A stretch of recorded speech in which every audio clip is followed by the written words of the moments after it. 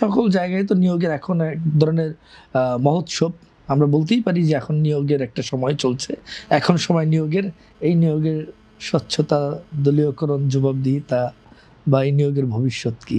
এই নিয়োগের কি ফল আসবে আমাদের? ধন্যবাদ। একটা বিষয় কিন্তু মাথায় রাখতেই হবে যে রাষ্ট্র আপাত অর্থে একটি নিরপেক্ষ প্রতিষ্ঠান, কিন্তু রাষ্ট্র পরিচালনার দায়িত্বে থাকে যে সরকার, সে একটা রাজনৈতিক চিন্তাধারায় পরিচালিত হয়। এবং এই সরকারকে নির্বাচন করবার জন্য আমরা জাতীয় নির্বাচন বলি অথবা গায়ের জোর বলি, কখনো কখনো অভ্যুত্থান হয়,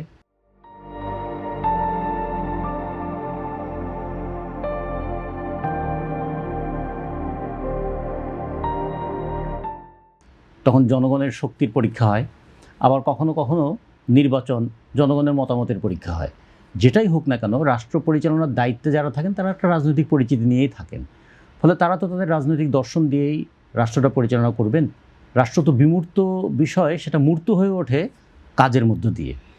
তো সেক্ষেত্রে দলের বিবেচনাটা সবসময় থাকে, এটা কখনো প্রকাশ্য হয়, কখনো হয়তো অপ্রকাশ্য থাকে। যে দলীয়করণ হয়েছে বর্তমানে হবে, আগামীতেও হবে।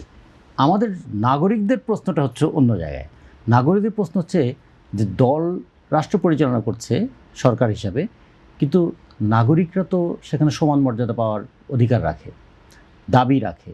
এবং সংবিধান নামের যে আমাদের যে বলবো যে আকর গ্রন্থ যদি বলি, সেখানেও এই কথাটাই বলা আছে যে নাগরিক হিসেবে সবাই সমান মর্যাদার অধিকারী হবেন। তাহলে এখানে একটা কন্ট্রাডিকশন তৈরি হয়, নিয়োগের সমান মর্যাদা দরকার না, এখানে একটা কন্ট্রাডিকশন তৈরি হয়ে যায় এইরকম যে আপনি যেই হন না কেন, আপনি যে মতেরই হন না কেন, আপনি যখন চেয়ারে বসে আছেন তখন আপনাকে দেখতে হবে আপনি নাগরিকদের প্রতি সেই সমান আচরণটা করতে পারছেন কিনা, নাগরিকদের মর্যাদাটা নিশ্চিত করতে পারছেন কিনা, অথবা আপনার চেয়ারের মর্যাদাটা আপনি রক্ষা করতে পারছেন কিনা। এই জন্য দলীয় নিয়োগ এবং দলদাস হয়ে যাওয়া, এই দুটোর মধ্যে কিন্তু একটা পার্থক্য থাকে। একটা দল নিশ্চয়ই কোনো একজন ব্যক্তিকে যদি তাদের বিবেচনায় সবচেয়ে গুরুত্বপূর্ণ মনে করে নিয়োগ দেন, সেটা তো দলীয় নিয়োগই হবে। কিন্তু তিনি কি দলদাস হয়ে যাবেন, নাকি তিনি ভাববেন যে তার উপর যে দায়িত্বটা দেওয়া হয়েছে সে দায়িত্ব তিনি যথাযথভাবে পালন করবেন? তিনি নাগরিকদের ট্যাক্সের পয়সায় তার বেতন ভাতা হবে, ফলে তিনি দল কর্তৃক নিয়োগপ্রাপ্ত, কিন্তু শুধুমাত্র দলের সার্ভিস দেওয়ার জন্য তিনি এখানে আসেননি। এই জায়গায় এই কন্ট্রাডিকশনটা কীভাবে হ্যান্ডেল করবে? এটার জন্যই কিন্তু বলা হয়েছিল যে শপথের মধ্যে বলা হয় যে আমি অনুরাগ বা বিরাগ বশবর্তী না হয়ে দায়িত্বটা পালন করব। দল কর্তৃক নিয়োগ, যদি দল কর্তৃক যেহেতু নিয়োগ, সেক্ষেত্রে ওই দলের দৃষ্টিভঙ্গি তো তিনি আর কি বাস্তবায়ন করবেন, ওই দলের এজেন্ডাই তো তিনি বাস্তবায়ন করবেন, এটাই তো স্বাভাবিক। দুটো জিনিস আছে, একটা দলের দৃষ্টিভঙ্গি বাস্তবায়ন করা, যেমন ধরুন এখন বিএনপি বিশ্ববিদ্যালয়গুলোর শিক্ষক, মানে আমরা বলবো যে উপাচার্য নিয়োগ দিচ্ছেন। আমাদের সেই 62 ছাত্র আন্দোলন বলি, 64 ছাত্র আন্দোলন বলি, 69 গণ অভ্যুত্থান বলি, তার মধ্য দিয়ে এই দাবিটা উত্থাপিত হয়েছিল যে সকলের কাছে গ্রহণযোগ্য ব্যক্তিকে উপাচার্য হিসেবে নিয়োগ দিতে হবে। হ্যাঁ, কিন্তু আমরা পরবর্তীতে দেখলাম বাংলাদেশের 4টা বিশ্ববিদ্যালয় ছাড়া বাকি কোনো বিশ্ববিদ্যালয় আসলে প্রাতিষ্ঠানিক স্বায়ত্তশাসন বলতে কিচ্ছু নাই। 1962 সালে প্রতিষ্ঠিত হয়েছিল বাংলাদেশ কৃষি বিশ্ববিদ্যালয় এবং প্রকৌশল বিশ্ববিদ্যালয়, দুইটাতেই একদম ওই ইয়ের মধ্যেই বলা ছিল যে সেগুলোর কিন্তু স্বায়ত্তশাসন থাকবে না। স্বায়ত্তশাসন প্রাপ্ত বিশ্ববিদ্যালয় বাংলাদেশে মাত্র এখন 4টা, পাবলিক বিশ্ববিদ্যালয় আমাদের 53টা, হওয়ার কথা 56, 3টা এখনও অপারেশনে যায়নি। প্রায় প্রত্যেকটাই কিন্তু আসলে তার স্বায়ত্তশাসন বলতে কিছু নাই। আর যেগুলোতে স্বায়ত্তশাসন আছে সেক্ষেত্রেও কিন্তু এই 4টা বিশ্ববিদ্যালয়ে যে উপাচার্য নিয়োগের ক্ষেত্রে আমরা দেখেছি যে যে দল ক্ষমতা থাকেন তারই পছন্দ মতো ব্যক্তিকে তারা উপাচার্য হিসেবে নিয়োগ দেন। এটা তো একটা দিক। তাহলে আমরা প্রাতিষ্ঠানিক স্বায়ত্তশাসনের প্রশ্নটা আমাদের এখনও মীমাংসিত হয়নি, আমরা ধরে নিয়েছি এইভাবেই হবে। এখন উপাচার্যদের কাছে আমরা কি চাইব?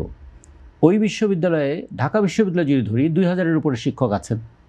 ঢাকা বিশ্ববিদ্যালয়ে 40,000-এর মতো ছাত্রছাত্রী পড়েন, নানা মতের নানা পথের ছাত্রছাত্রী ওখানে পড়তে পারেন। ওখানে 80টার উপরে ডিপার্টমেন্ট আছে। ভাইস চ্যান্সেলর তাহলে কেমন করে বিশ্ববিদ্যালয়টা পরিচালনা করবেন?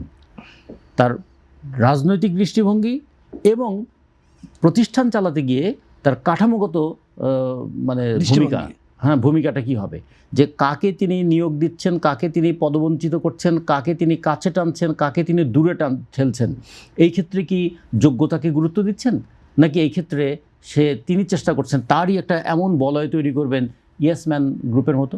বিশ্ববিদ্যালয়গুলো যদি এরকম হয় তাহলে অন্যান্য প্রতিষ্ঠানগুলো কীভাবে সেখানে স্বায়ত্তশাসন রক্ষা করবে, অথবা কীভাবে তাদের যে আরোপিত দায়িত্ব সেই আরোপিত দায়িত্ব নিষ্ঠার সঙ্গে পালন করবে, নিরপেক্ষভাবে পালন করবে। কিংবা ধরুন আমরা যদি বলি, আমরা যাদেরকে বলি সরকারি কর্মচারী, আচ্ছা সরকারি কর্মচারীর কথাটাও তো ঠিক নয়, বলা উচিত ছিল প্রজাতন্ত্রের কর্মচারী, সরকার কর্তৃক নিয়োগপ্রাপ্ত প্রজাতন্ত্রের কর্মচারী। কিন্তু আমাদের হয়ে যায় সরকারি কর্মচারী, তার দায়িত্বই হয়ে যায় সরকারের ঘোষিত নীতিটার বাস্তবায়ন করা। আসলে তো প্রজাতন্ত্রের স্বার্থটা দেখার কথা। এই যে গণতান্ত্রিক ব্যবস্থার মধ্যে যে চেক অ্যান্ড ব্যালেন্স থাকে, গণতান্ত্রিক ব্যবস্থার মধ্যে যে প্রতিনিয়ত একটা ট্রায়াল অ্যান্ড এররের মধ্যে দিয়ে চলে, আবার একটা কন্ট্রাডিকশনও থাকে, দলের সিদ্ধান্ত প্লাস জনগণের চাওয়া, এই দুটো কোন জায়গায় মিট করবে সেই জায়গাগুলো কিন্তু আমাদের এখানে খুব ভালো হয় না বলে সবসময় আমরা দেখেছি দল কর্তৃক নিয়োগিত ব্যক্তিরা অনেক সময় দলদাসের ভূমিকা পালন করেন। এই জন্য অনেক সময় বলি যে দলীয় নিয়োগ, আসলে দলীয় তো নিয়োগ হবে। এটা পৃথিবীর সমস্ত দেশে যে সরকার ক্ষমতায় থাকেন তারা তাদের মতো করে সমস্ত সেট আপ সাজান। বাংলাদেশে নাকি একবার আমরা শুনেছিলাম যে 1300-র মতো বিভিন্ন ধরনের প্রতিষ্ঠান আছে, সেই বাংলা একাডেমি থেকে শুরু করে শিশু একাডেমি থেকে শুরু করে এগুলো সমস্ত জায়গায় নিয়োগ করার একটা হিড়িক পড়ে যায়। মানে যে সরকার ক্ষমতায় আসেন তার পছন্দের লোকজন নিয়োগ করতে থাকেন, এবং তখনই একটা ভিড় তৈরি হয়ে যায় যে কে কীভাবে নিয়োগ পাবে।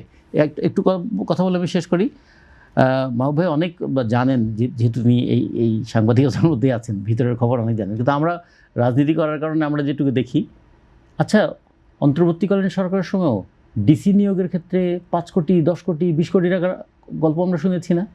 একজন জেলা প্রশাসক, আসলে জেলা প্রশাসক কথাটাও ঠিক নয়, পদটা তো ওই রকম না, যাকে বলা হয় ডিস্ট্রিক্ট কালেক্টর, সেই পদে যাওয়ার জন্য এই বাচ্চা ছেলেদের কাছে তারা গিয়েছিলেন কেন? অথবা তারাই বা নিয়োগ করবার জন্য টেলিফোন ব্যবহার করেছিলেন কেন? অথবা হুমকি ধামকির আশ্রয় নিয়েছিলেন কেন? তার মানে ধরেই নেওয়া হয়েছে যে একসময় বলা হতো না উইনার টেক্স অল, এখন উইনার টেক্স অল না, যে ক্ষমতায় থাকে সব তার, ফলে সে তার মতো করে এই সব সাজিয়ে নেবে। যদি এরকম হতো, একটা রাজনৈতিক দল তার বিবেচনা অনুযায়ী জনগণের সর্বাধিক ভালো হয় যে বিষয়গুলো, সেটার জন্য তিনি তাদের বিবেচনা সবচেয়ে ভালো লোকগুলোকে নিয়ে আসার চেষ্টা করছেন, এবং তাদের একটা ফ্রিডম দিচ্ছেন তাদের কাজের এবং তাদের পরিকল্পনা বাস্তবায়নের। সেটা হতো একটা কল্পিত জিনিস, একটা খুব ভালো জিনিস। সেটা হয় না, যে কারণে আমাদের রাস্তায় আবার সবসময় একটা অবস্থা রাখতেই হয়, সরকারের নিয়োগপ্রাপ্ত ব্যক্তিদের কর্মকাণ্ড এবং রাস্তা থেকে প্রতিবাদ, এই দুটোই তখন একটা চেক অ্যান্ড ব্যালেন্সের কাজ করে। সেই আপনাদের ভূমিকাটা সেরকম 4th স্টেটের মতো। মতিস্কু যে বলেছিলেন না 3টা স্তম্ভ থাকতে হবে, লেজিসলেটিভ, জুডিশিয়ারি এবং এক্সিকিউটিভ, তারপর একটা কথা ছিল যে 4th স্টেট অ্যাক্ট লাগবে।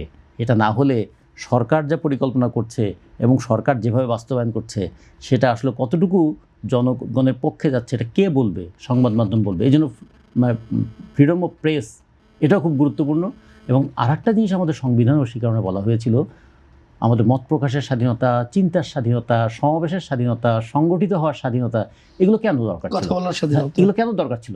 দরকার ছিল মানে যে সরকার ক্ষমতায় আছেন তার আচরণগুলো আমার পছন্দ হচ্ছে না বলেই তো আমার স্বাধীনতাটা চাই।